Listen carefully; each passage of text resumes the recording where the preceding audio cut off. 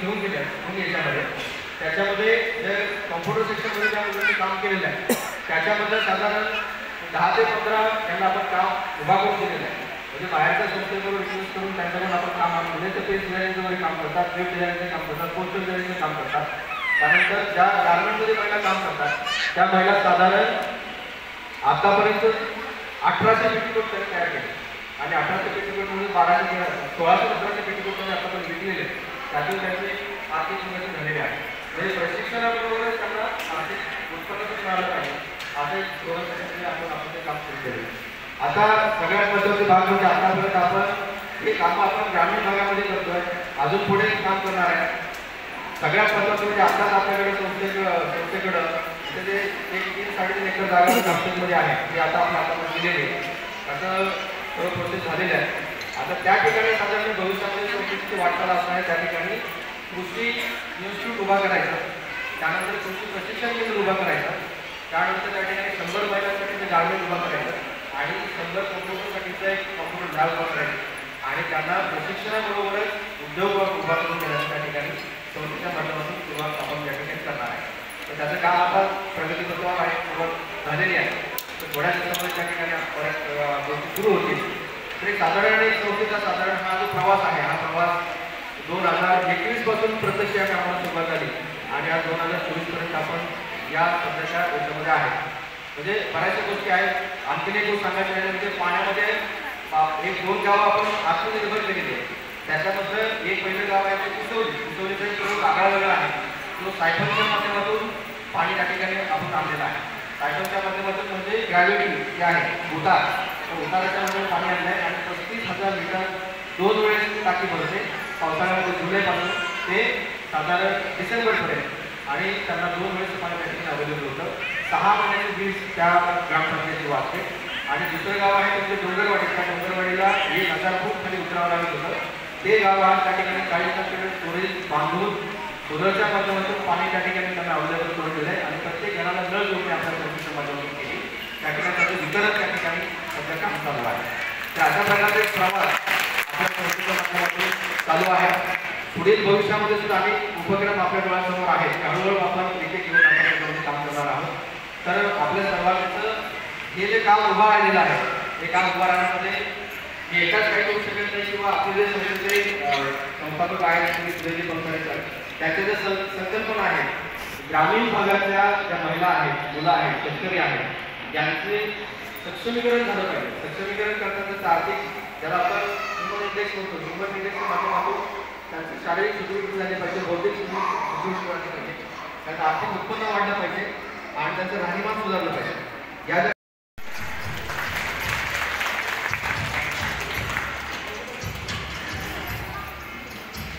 त्याचप्रमाणे आमच्या कार्यक्रमासाठी माननीय श्री शंकर तिकडे हे देखील उपस्थित आहेत. सगळ्यांचे मनापासून हार्दिक स्वागत.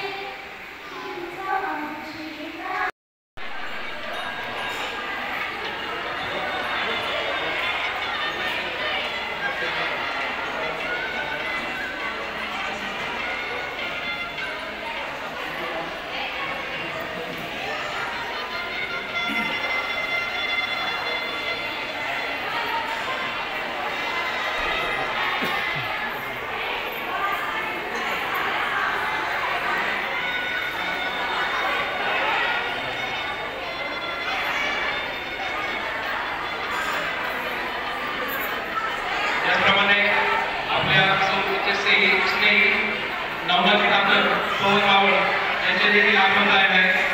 सरांचे आपल्या सगळ्या मेंबरच्या वतीने हार्दिक हार्दिक स्वागत.